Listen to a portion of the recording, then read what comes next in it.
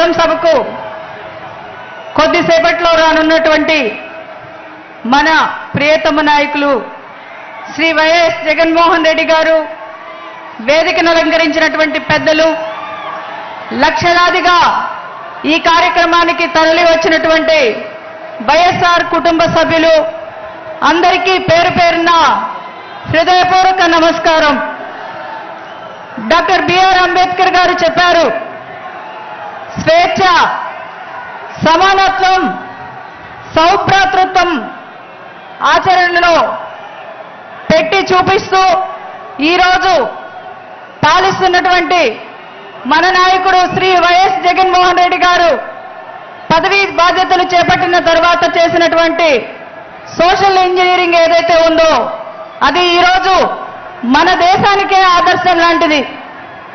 మన జగన్మోహన్ రెడ్డి గారు చేస్తున్నటువంటి సముద్రమంత సంక్షేమంలో చెప్పాలంటే ఒక రోజంతా కూడా సరిపోదు.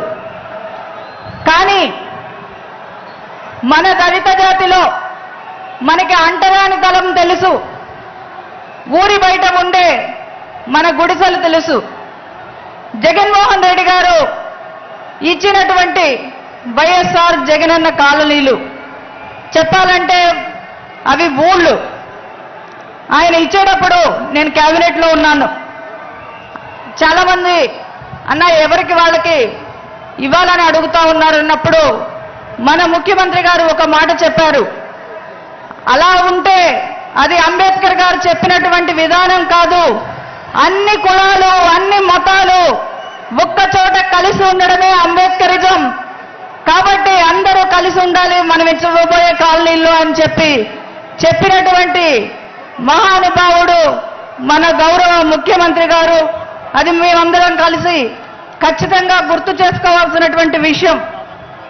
ఇక విద్య విషయంలో అమ్మఒడి, విద్యా దీవెన, వసతి దీవెన ఇలాంటి విషయాల గురించి మనం మాట్లాడుకోవాల్సినటువంటి అవసరం లేదు. అర్హత ఉన్నటువంటి ప్రతి ఒక్కరికి వస్తున్నాయి.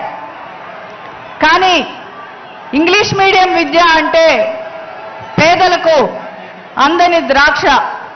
అందని ద్రాక్ష అంటే ఎప్పుడు పుల్లగానే ఉంటుంది. కానీ అలాంటి ఇంగ్లీష్ మీడియం విద్యను ఈరోజు మా పేద వర్గాలకు చేరువ చేసి ఇంగ్లీష్ మీడియం తీయదనాన్ని మాకు అందించినటువంటి గొప్ప వ్యక్తి ఎవరైనా ఉన్నారు అంటే అది మన గౌరవ ముఖ్యమంత్రి గారు శ్రీ వైఎస్ జగన్మోహన్ రెడ్డి గారు.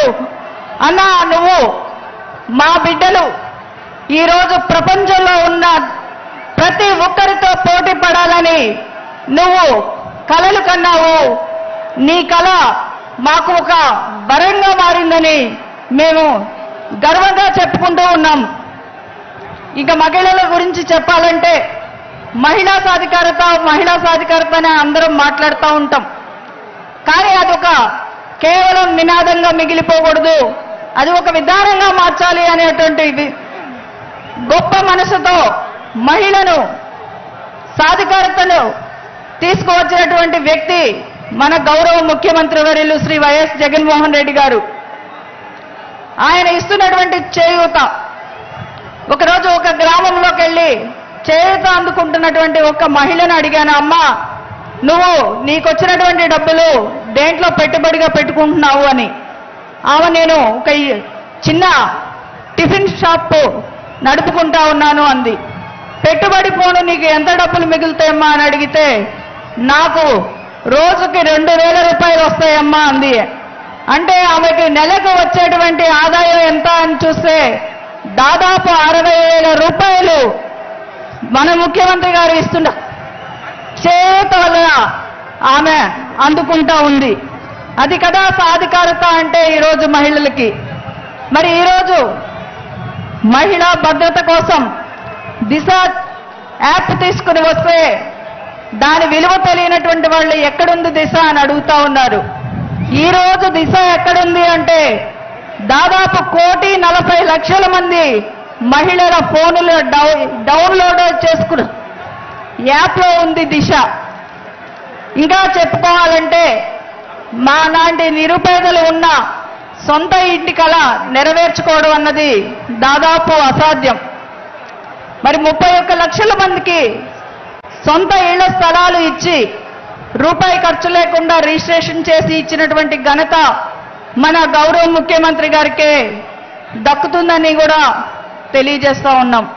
ఇక వైద్యం విషయం, కార్పొరేట్ వైద్యాన్ని మన ఇంటికి మన ముంగిటికి తీసుకువచ్చినటువంటి ఘనత మన గౌరవ ముఖ్యమంత్రి గారిది. ఇలా చెప్పుకుంటూ పోతే మనం ఎందుకు మన ముఖ్యమంత్రి గారికి అండగా నిలబడాలి, మనకు ఎందుకు ఓటు వేయాలి అంటే మరి ఇవన్నీ కూడా మనం చెప్పుకోవచ్చు. అలాగే మన ప్రతిపక్ష నాయకుడు ఉంటాడు, ఆయన చెప్తూ ఉంటాడు ఎక్కడా కూడా ఒక్క నిజం కూడా ఉండదు. మరి ఆయన అబద్ధాల మీద ఒక పెద్ద కథ కూడా ఉంది. ఈ సందర్భంగా మీకు ఒక్కసారి అది గుర్తు కూడా చేస్తాను. ఒక రాక్షసుడు ఒక శివుడు కోసం వరం ఇవ్వాలని చెప్పి చాలా ఘోరమైనటువంటి తపస్సు చేశాడంట. తపస్సు మెచ్చి శివుడు ప్రత్యక్షమయ్యాడు. ఏదైనా వరం ఇవ్వాలంటే మరి ఆ రాక్షసుడు చాలా క్రూరమైన వాడు. ఎలా తప్పించుకోవాలా అని శివుడు ఆలోచించి ఈ భూమి మీద ఎన్ని చెట్లు పుట్లు ఉన్నాయో నువ్వు ఒక వారం రోజుల్లో లెక్కేసుకుందా అని చెప్పి పంపించాడంట. అతను గబగబా వెళ్ళి 3 రోజులకే లెక్క వేసుకుని తీసుకుని వచ్చాడంట. తర్వాత మళ్ళీ ఆకాశంలో నక్షత్రాలు ఎన్ని ఉన్నాయో లెక్క పెట్టుకుని 15 రోజులకి రమ్మంటే ఒక వారానికే నక్షత్రాల లెక్క అప్పచెప్పాడంట. తర్వాత సముద్రం దగ్గర ఇసుక రేణువులు ఉంటాయి, అవన్నీ లెక్క పెట్టుకుని ఒక 2 నెలల్లో చెప్పంటే అవి కూడా చెప్పి తీసుకొచ్చి వచ్చి లెక్క 4 రోజులకే చెప్పాడంట. శివుడు అప్పుడు ఏం చేయాలో అర్థం కాక ఆంధ్రప్రదేశ్లో చంద్రబాబు నాయుడు అనే వ్యక్తి ఉంటాడు, ఆయన అబద్ధాలు చెప్తూ ఉంటాడు. ఆయన ఎన్ని అబద్ధాలు చెప్పాడో లెక్కేసుకుని రమ్మని పంపిస్తే ఆ రాక్షసుడు వెళ్ళిపోయాడంట. ఇంకా లెక్క కడతానే ఉన్నాడంట. మరి చంద్రబాబు నాయుడు గారు చెప్పబోయే హామీలు అబద్ధాలు ఆ విధంగా ఉంటాయి. కాబట్టి మన రాష్ట్ర ప్రజలందరూ ఆలోచించండి, ఈరోజు నిజాయితీగా ఉన్న నాయకుడు ఎవరు, అబద్ధాలు చెప్పేటువంటి నాయకుడు ఎవరు అని. మరి చివరిగా ఈరోజు జగన్మోహన్ రెడ్డి గారు మన కోసం పాలన చేస్తున్నారు. జగనన్న అనే జగన్మోహన్ రెడ్డి అనే నేను మీకోసం, of the people, for the people, by the people, for ever and ever మీ ముఖ్యమంత్రిగా ఉండే విధంగా మీ క్షేమం కోసం నేను పాలన చేస్తున్నాను అని ధైర్యంగా చెప్పగలుగుతున్నారు.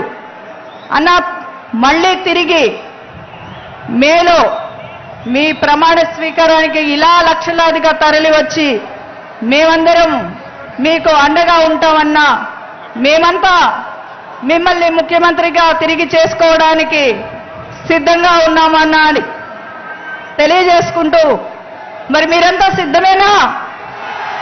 సిద్ధపడి వచ్చారా? జై Jagan. Thank you ma'am, so inspiring. ఆ తర్వాత